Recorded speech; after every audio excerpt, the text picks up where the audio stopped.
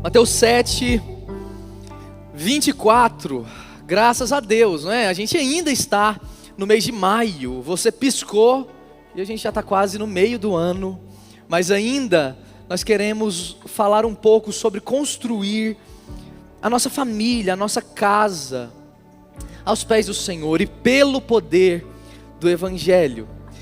Então tome nota e se atente a isso, esse texto pode nos guiar nesse sentido. Mateus 7, versículo 24 diz o seguinte: Jesus diz: portanto, quem ouve essas minhas palavras e as pratica, é como um homem prudente, que construiu a sua casa sobre a rocha.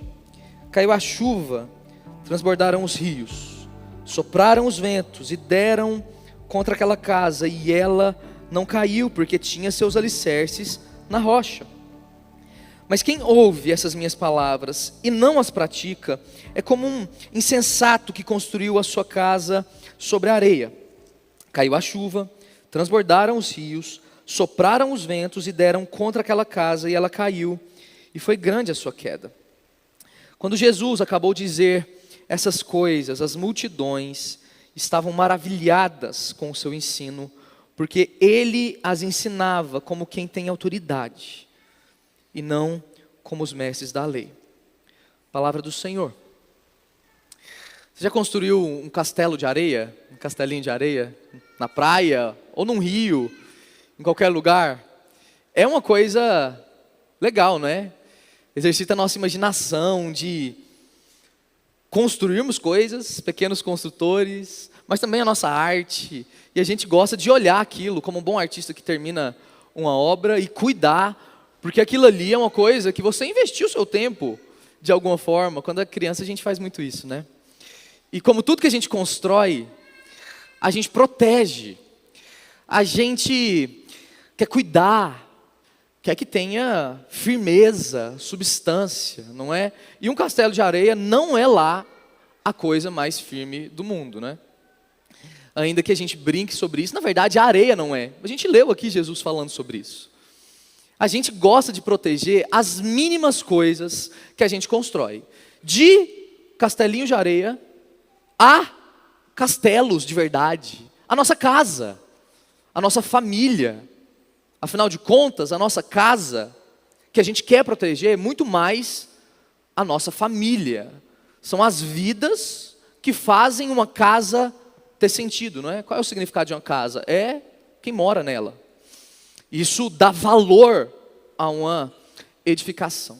Jesus também, quando fala essas palavras, está lançando base e construindo um empreendimento, o início de uma jornada que ele chama de reino de Deus, o reino dos céus.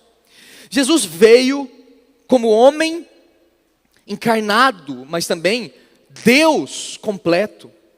E quando ele veio até nós, nesse mundo onde nós vivemos e pisamos, sujeito às nossas coisas, intempéries da nossa vida, ele diz que o reino de Deus chegou. Na verdade, esse é o grande resumo daquilo que Jesus estava fazendo e anunciando. Ele era o completar de algo muito ansiado, desejado, não só pelo povo de Israel, o povo de Deus, mas por toda a criação.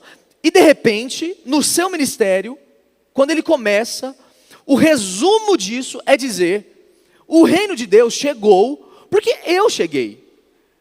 Então, de algum modo, o reino dos céus, o reino de Deus é a própria figura do nosso Senhor Jesus.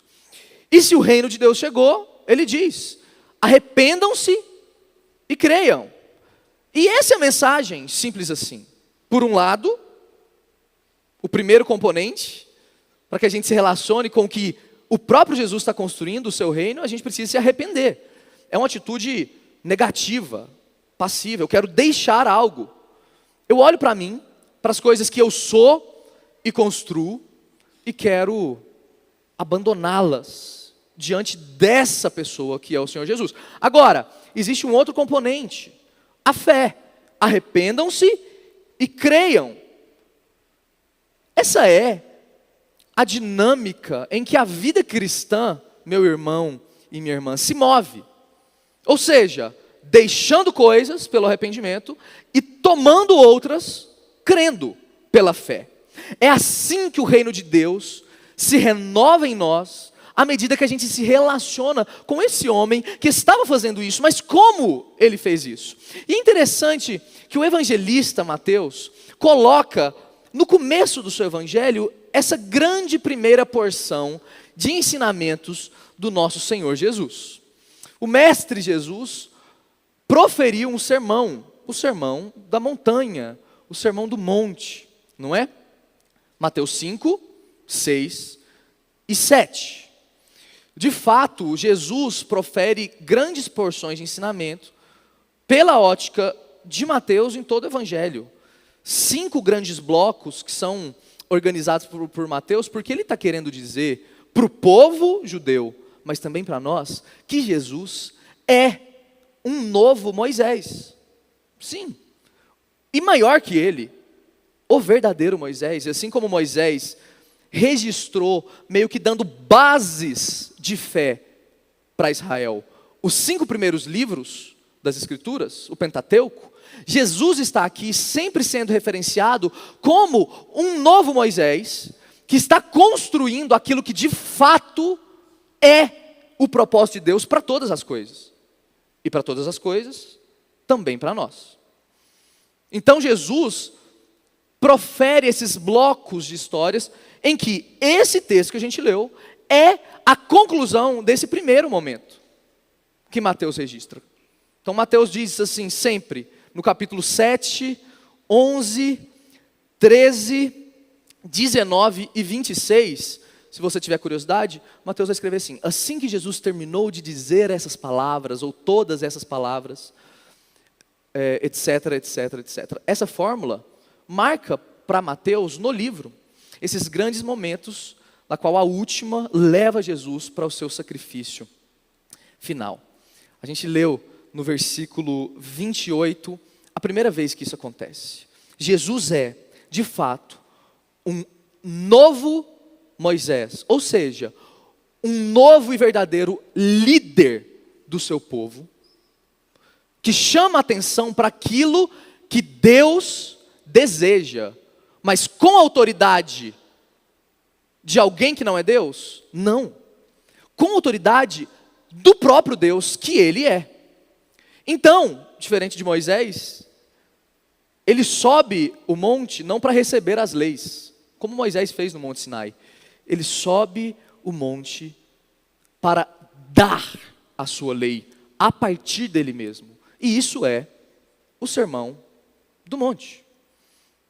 Essa grande porção tão rica é uma descrição de como a vida nesse reino acontece. E se você foi convidado por Jesus a fazer parte disso, você é um discípulo, essa é a sua casa, o Sermão do Monte. As bem-aventuranças, bem-aventurados os que têm fome e sede de justiça, os pobres de espírito. As coisas são de cabeça para baixo nisso que Jesus está falando. Ele fala, vocês ouviram o que foi dito sobre o adultério, por exemplo? E ele diz, eu porém digo para vocês. E isso sim é uma coisa nova. Nesse momento do povo de Deus, os rabis, os mestres ensinavam, interpretando aquilo que já era uma leitura recorrente dos textos antigos. E Jesus está dizendo, eu digo a vocês. Percebe o quão radical é isso que Jesus está fazendo? Ele está colocando as bases teológicas, por assim dizer, daquilo que toda a Bíblia apontava, a partir da sua autoridade, independente de outras interpretações. É como se ele dissesse, eu estou aqui diante de vocês, e eu estou dizendo agora como as coisas devem acontecer no meu reino. Vocês não estão diante de um outro representante, vocês estão diante do reino de Deus. E ele fala muitas coisas. Você conhece o Sermão do Monte. A gente tem a oração dominical no meio dele, meio que equalizando, calibrando o nosso coração acerca do que é o reino de Deus. Mergulhe na oração dominical, na oração do Pai Nosso, devagar assim. Faça isso durante essa semana, por exemplo. Ore uma frase por dia. Isso aqui essa oração é uma descrição do tipo de vida no reino do Senhor. Então o Sermão do Monte não é, irmãos e irmãs, uma lista de códigos morais, mas é uma janela para uma nova realidade de vida daqueles que se unem ao Mestre Jesus pela fé. E se isso é o que você é e deseja, é preciso ponderar sobre esse grande sermão, as palavras do Senhor Jesus reunidas aqui nessa porção. Agora, nós não lemos todo o sermão. O que nós lemos agora há pouco foi a conclusão do sermão, o final dele, que aponta para coisas muito, muito práticas desse tipo de sabedoria do reino do Senhor Jesus para nós, para a sua igreja. Existe aqui um machado colocado na raiz, como é dito em outro lugar, nos evangelhos. Algo que compromete a gente. E lembra a gente sobre a sabedoria de verdade, para que a gente construa qualquer coisa que fique de pé, que resista. Diferente de castelinhos de areia que a gente fica cuidando, porque se a onda bater, ele não resiste a nada. Ele não resiste a nós. E aqui, um pouquinho antes, a gente vai ter essa descrição de sempre um par, né? Duas coisas acontecendo, duas portas, por exemplo, no versículo 13, ou duas árvores um pouquinho adiante, até o texto que a gente leu. Dois construtores, ou duas casas, que traçam para nós duas opções, dois estilos de vida, diante dessa sabedoria do reino que Jesus expôs no Sermão do Monte. Então, talvez a gente, como discípulos de Jesus, a gente já viveu muito tempo dessa forma. Muito tempo como discípulos, ouvindo sermões, ouvindo descrições. Prestem atenção em mim, não nas luzes, tá bom? Ouvindo sermões de várias formas. E, talvez como o povo original que estava recebendo essa descrição, eles não tinham a consciência profunda daquilo que isso significava de fato. É por isso que Jesus assinala aqui essa descrição de portas, árvores e casas, porque o que importa de verdade, quando a gente se aproxima do reino em Jesus, é o que se faz diante dele. É o que se faz diante de Jesus. E a primeira coisa que a gente vê aqui, então, nesse texto que a gente leu, é essa grande diferença dessas duas edificações. E eu quero começar olhando a parte negativa primeiro, porque o texto fala sobre um construtor que edifica errado e um construtor que edifica de forma sábia, de forma correta. Na metade do sermão, dessa porção de Jesus final, ele vai falar de quem é tolo, de quem é insensato, de quem não é prudente. A segunda metade do texto vai falar sobre aquele que constrói uma casa, e ele é um construtor, assim como o primeiro, e ele constrói a sua casa de maneira imprudente. Ele constrói a sua casa sobre a areia. Isso é muito interessante, porque ele fala, Jesus, que essa pessoa é como alguém que ouviu as suas palavras, olha só, como nós ouvimos, mas que não as pratica. Não as pratica. Ele ouve. Não quer dizer que ele não ouve. E que ele não entende. E que ele não admira mas ele não as pratica. E essa pessoa é chamada por Jesus como alguém que é tolo, que não é sábio. Ele não está lidando com a sua vida de maneira responsável. Ele não sabe o peso das coisas que ele constrói. Então Jesus diz, essa pessoa precisa, para ser sábia, ouvir e praticar. E aqui está uma coisa interessante, porque essa coisa de ouvir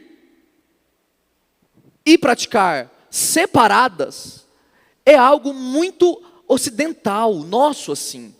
E não dos povos semíticos, os povos do Antigo Oriente Próximo, o povo judeu, por exemplo. Por quê? Para eles, ouvir, entender, é praticar. Para o povo que recebeu as Escrituras originalmente, não existe uma coisa como, você me ouviu? Mãe, pai, que você fala para o seu filho, e o filho fala, ouvi, e ele ficou sentado e não te respondeu, não te obedeceu. Essa concepção partida, assim, de ouvir e obedecer, é uma coisa muito nossa. A gente percebe que dá para ouvir coisas, isso é verdade, né? Entender coisas. E aí parece que você tem um vocabulário bíblico, uma experiência religiosa, mas isso pode ser separado daquilo que você faz. E é. Os israelitas sabiam que entender era fazer. Então, quando a palavra de Deus era direcionada a eles, e dizia, vocês não me ouvem, literalmente o que Deus está querendo dizer é, vocês não me obedecem. E é isso que pais querem que os filhos façam, né? Já viu? Quando a gente fala, você não está me ouvindo, menino. Não é que o menino está surdo. É que ele não está te ouvindo. Mesmo. A oração mais conhecida do povo judeu é o que é conhecido como Shema. Está lá em Deuteronômio 6, versículo 4. Ouve, ó Israel, Shema Israel. O Senhor, o seu Deus, é o único Deus. Então ame Ele de todo o coração. Sabe isso, a gente conhece. Essa oração é repetida até hoje pelos judeus, de manhã e à tarde. A primeira coisa que os filhos, bebês, na hora que aprendem a falar, tem que decorar isso. Chamar, ouve Israel. Esse chamado de Deus é o chamado para nós. Mas o chamar Israel, chamar a igreja luz, é ouçam com o coração, obedeçam, pratiquem. Porque do contrário, isso não vale nada. Isso não tem valor, não tem fundamento. Então quando Jesus diz para esse povo que ouvia esse sermão, como eu digo a você essa noite, essa manhã, pela autoridade da palavra, o que ele está querendo chamar a atenção é, não obedecer é o mesmo que nada. O texto anterior ao que a gente leu, vai dizer que Jesus vai um dia olhar para aqueles que disseram para ele, a gente conhece o teu nome, a gente fez milagres e expulsamos demônios em teu nome. E o que Jesus vai dizer? Eu não conheço vocês. Ouvir o evangelho, que fique claro, diante das consequências finais do que Deus está fazendo, e não praticar, é areia. E o que o Senhor Jesus está querendo impactar aquele povo, assim como nós, é que a gente pode se impressionar com a beleza do evangelho, com a coerência do reino de Deus. Jesus é alguém desejável, ele era querido, ele era inteligente. Mas o Senhor Jesus está lembrando a gente de uma coisa muito fundamental. Se a gente quiser construir casas que sobrevivam, se impressionar com Ele não é suficiente. Porque a prática é o solo onde a gente constrói as coisas da nossa vida. Percebe o que Jesus está dizendo? Então esse chamado é muito sério. Ouvir e não praticar também é construir, mas é construir sobre a areia. Então percebe que as duas casas e os dois construtores, não é que um constrói e o outro não constrói. Está todo mundo construindo. Você, eu. Quem tem consciência dessas palavras, e quem não tem consciência sobre elas, sobre a responsabilidade, sobre a sua vida diante de Deus e do mundo, todos nós estamos construindo casas. A primeira casa é a nossa vida. A segunda, talvez a sua casa, a sua família. Como você, pai, mãe, como você, filho, tem edificado as coisas. Como igreja nós temos feito. Agora, uma coisa não dá para fugir. Está todo mundo construindo. A pergunta é, em cima de qual fundação? Não dá para deixar de construir. Mas o Senhor Jesus está nos chamando a atenção de que se vocês já estão se esforçando, e isso é inevitável, para edificar coisas que são duráveis, resistentes, que permanecem, façam-nas em cima de algo que aguente o peso que é o valor daquilo que vocês estão construindo. E aquilo que a gente faz é importante. E não é qualquer coisa que segura o que você está querendo para a sua vida, percebe? Então um tipo de relação com Deus, que experimenta Deus, que é inconstante, que não se compromete. Que grande coisa e característica da nossa geração. Que Deus nos livre. A gente não se compromete com coisas. A gente não leva elas ao fim. A gente não pratica. E o chamado do Senhor Jesus é: filhos meus, experimentem, se vocês ainda não experimentaram, da grandeza e glória do que é uma vida que pratica aquilo que vocês se impressionam acerca do que eu digo. Porque isso é raso demais, se impressionar com as palavras do Senhor Jesus, ainda que tudo que Ele diga seja verdade. Viva! Tome posse! Prove de mim, diz o Salmo, e vejam quem eu sou. E quando a gente fazer isso, for fazendo isso, a gente vai perceber que aquilo que a gente está construindo, seja lá o que for, está sobre um lugar firme, estável. E vai resistir. E vai continuar. A casa, seja ela qual for, ela não cai no final da construção. Ela cai no fundamento.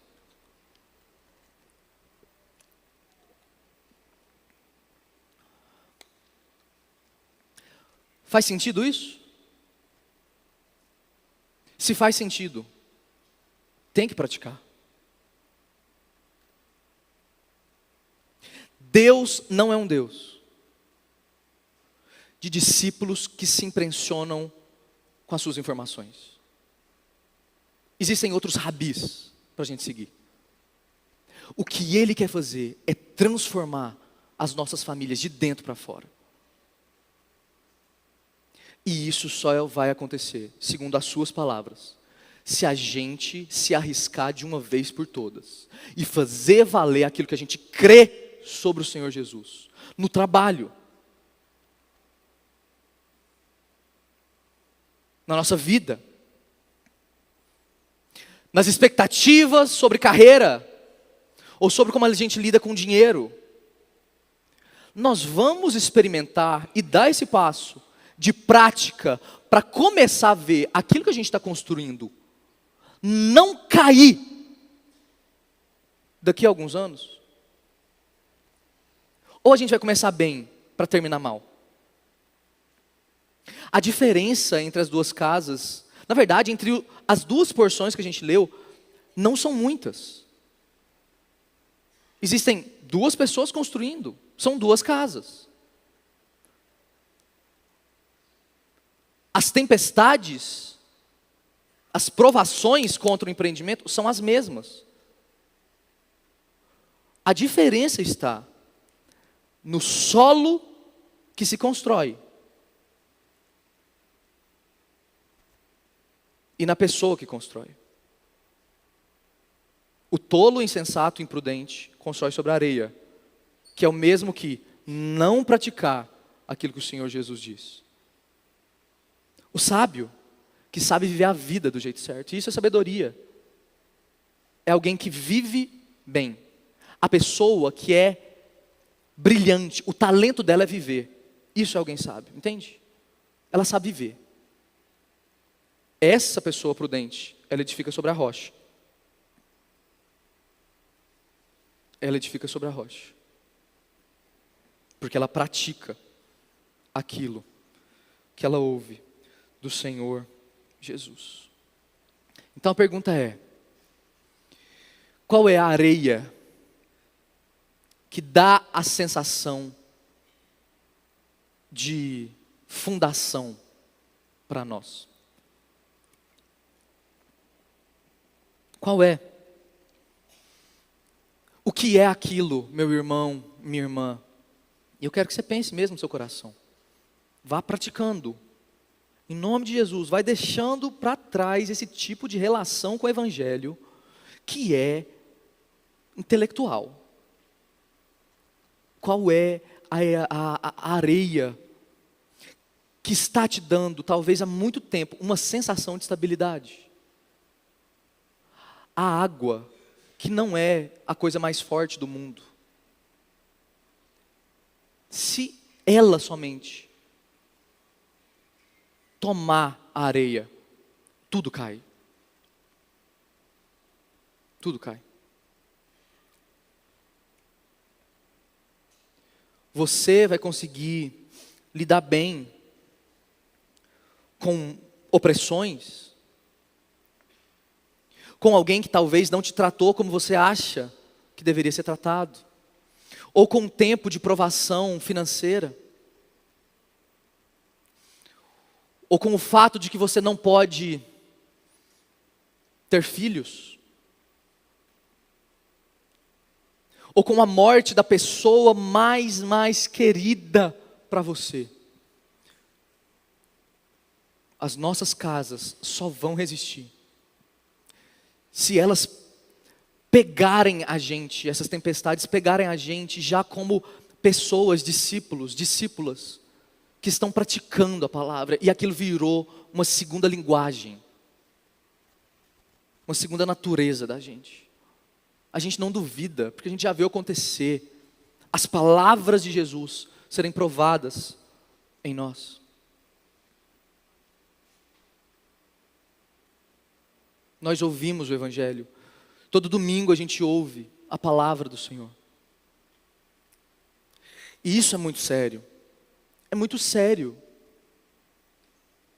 A gente olha para o filho de um pai e de uma mãe e fala assim: esse menino se parece com o pai dele, né? Por quê, gente? Porque o filho sabe como o pai? Não é porque sabe, a gente fala isso porque ele parece, ele age como, ele pratica como. Agora, nós somos filhos desse reino. Isso não pode ser identificado, notem isso, meus irmãos. Um discípulo genuíno não pode ser identificado pela quantidade de informações sobre o evangelho que ele tem. O evangelho faz diferença na vida desse homem, dessa mulher. Ele leva isso até o final. Ele vive e morre pelo que ele creu. Qual é essa areia que muitas vezes a gente tem edificado a nossa vida? Então nós vamos pedir perdão. Perdão, Senhor. Perdão, perdão. Nós queremos ser construtores sábios da nossa vida, da nossa casa. A gente quer ajudar os nossos filhos a construírem sabiamente as suas vidas. E por quê? Porque existe prática. Pai e mãe, pare de falar para o seu filho orar e ore em nome de Jesus. Em nome de Jesus. Que ele te pegue ocupado orando. E a casa vai ser construída sobre a rocha. Quantas vezes Eu, Nathalie, vimos os nossos pais orando por nós. De joelhos por nós. E eu posso dizer, isso me construiu. Muito mais do que a informação correta, que também eles passaram a mim, de que é preciso orar ao Senhor. A prática da validade prova a integridade daquilo que a gente diz. Famílias, filhos, jovens, a nossa geração, irmãos e irmãs, ela não se contenta com verdades. E olha lá, porque nem responder dúvidas a gente consegue dos nossos filhos direito. Agora, se essa geração não vir em nós coerência naquilo que a gente diz, eles vão sair, eles vão abandonar. Porque vale aquilo que é de verdade, esses meninos. Isso é uma característica cultural, demográfica, que eu estou dizendo agora. Eles se comprometem com aquilo que eles perceberam que tem resultado. Tá claro? Agora, a gente descobriu que essa palavra tem resultados? Porque talvez ainda não.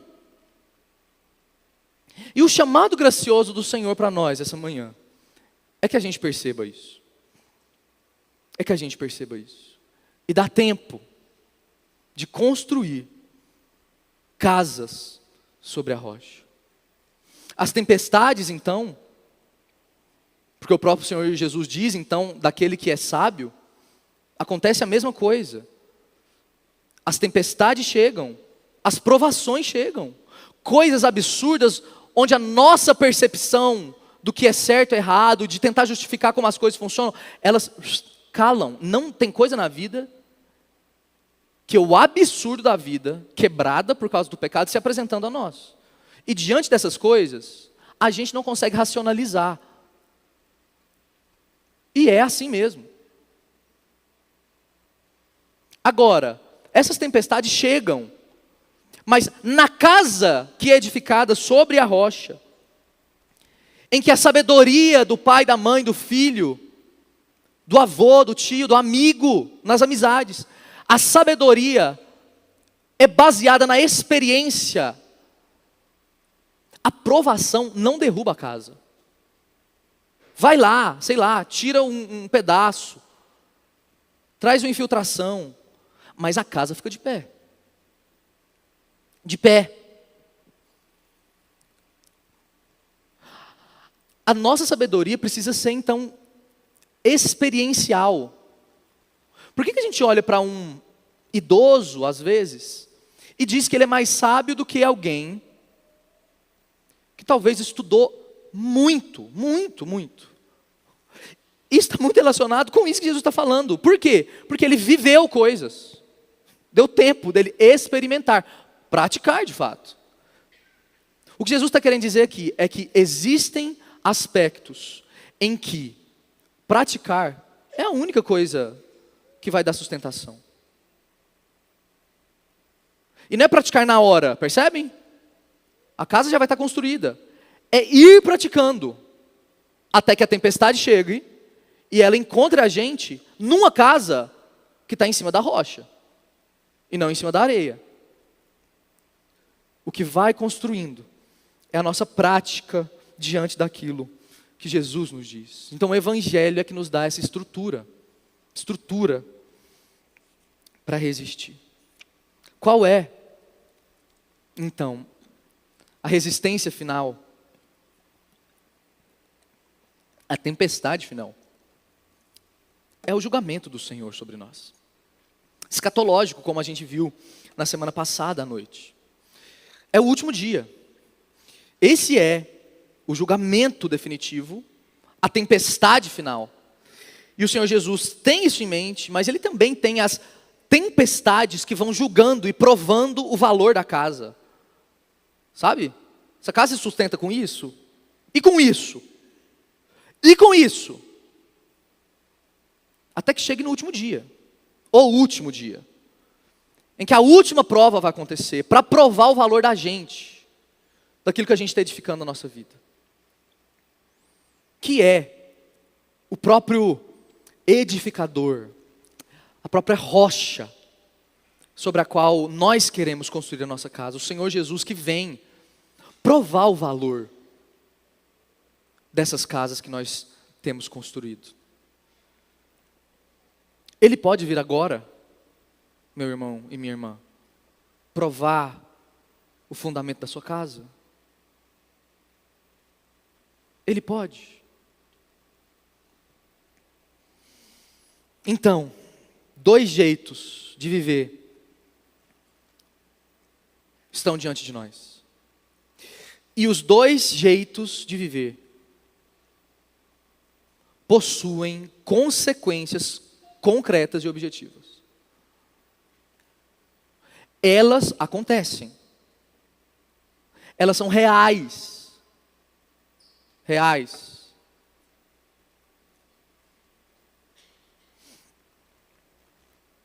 Elas vão acontecer. E de qual lado nós estaremos? Os últimos 2 versículos, encerrando essa primeira grande porção do Evangelho de Mateus, vai dizer que o povo que estava ali, as multidões, ficaram maravilhadas com o ensino de Jesus, quando ele acabou de dizer todas essas palavras. Porque Jesus ensinava como quem tem autoridade, e não como outros que já ensinaram coisas por aí. Jesus ensina da altura de alguém que sustenta o que diz. Porque ele é a rocha que os consultores, como vai dizer o apóstolo Paulo, rejeitaram. A pedra angular. Ele é o fundamento da nossa construção. Ele é. Aquele povo se impressionou diante de palavras que faziam tanto sentido, pareciam sábias, e eram sábias. Eram verdadeiras? Sim, eram. Mas o fato do povo e das multidões se impressionarem com o mestre não significa nada logo após ele dizer que construtores prudentes praticam o que ele diz. Esse povo levou Jesus para a cruz. Eles não conseguiram entender de fato o convite para uma vida sábia, prudente e estável no mundo do Senhor. Mas de fato, eles estavam certos. Jesus ensinava como quem tinha autoridade e não como outros pastores. Então ouça o Senhor Jesus nessa manhã e não me ouça. E o que Ele diz para nós é que se você sair dessa manhã com novas informações sobre o Sermão do Monte, sobre vida sábia e imprudente, não funciona, não é suficiente. Faça um teste com você, a despeito da sua vontade de obedecer essa semana. Obedeça sem querer. E vá percebendo que você vai começar a construir um tipo de vida que, porque você está levando a sério o que o seu mestre diz, essa vida resiste a qualquer tempestade. Você quer resistir à dor, a angústias exteriores a você? Ou aquelas que só você sabe, que parecem que tiraram o chão da sua construção? Você quer resistir? Comece a praticar na sua casa pequenas coisas, atos, sinais.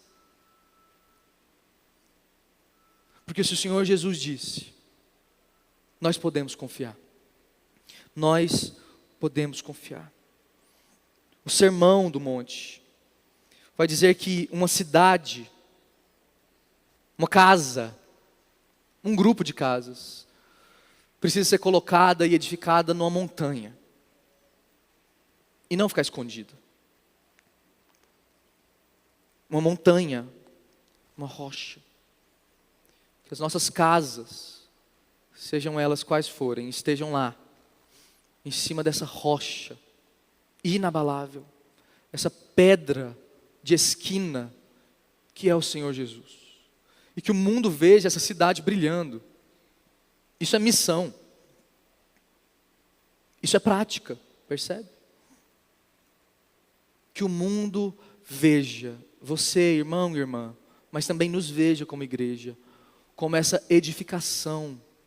Edificação. Que está firme. Porque do Senhor Jesus, nós não temos apenas imperativos para fazer coisas certas. Ele fez o que é certo por você. E o único jeito de você praticar essas palavras para que você tenha uma casa resistente e seja sábio, o único jeito não é sabendo de engenharia demais, mas é dependendo do construtor.